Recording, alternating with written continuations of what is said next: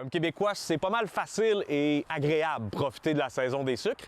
Mais pour un acériculteur, la fin de la saison, ça devient un petit peu plus difficile parce que des étapes pour fermer une cabane à sucre, il y en a pas mal. Comme on est venu discuter avec notre ami Jean-Philippe Brière de l'Érablière. Dis salut Jean-Philippe! Salut! Le travail n'est pas terminé.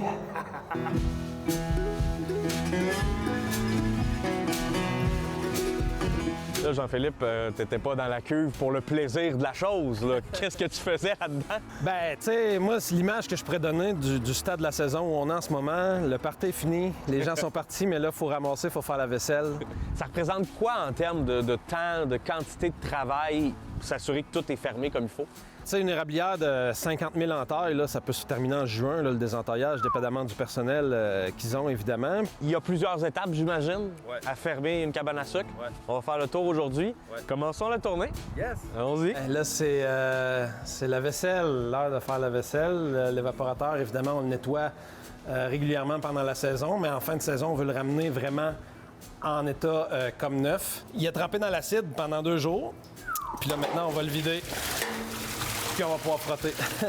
Ça, c'est notre osmose qui prend l'eau d'érable dans le silo dehors, OK. puis qui amorce le processus de concentration de l'eau avant l'évaporation.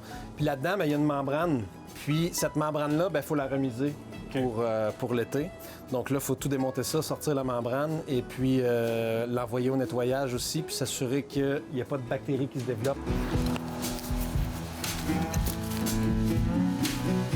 L'étape principale, c'est le désentaillage. Il faut essayer d'être délicat avec l'arbre quand on désentaille parce que si on est trop brusque, là, on peut décoller un petit peu l'écorce de l'arbre. Ouais.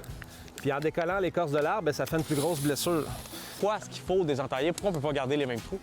Bien, c'est qu'un arbre, là, c'est comme un humain. Dès qu'on lui fait une blessure, lui, il veut amorcer un processus de cicatrisation. C'est juste la notion du temps qui est différente. Donc, en enlevant l'entaille, premièrement, on va lui permettre de guérir.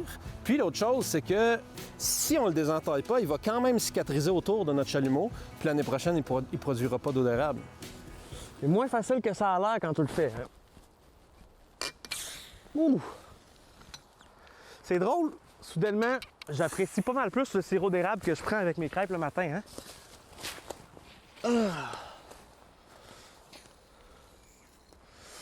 En Mauricie, Félix-Antoine Audet pour Nouveau Info.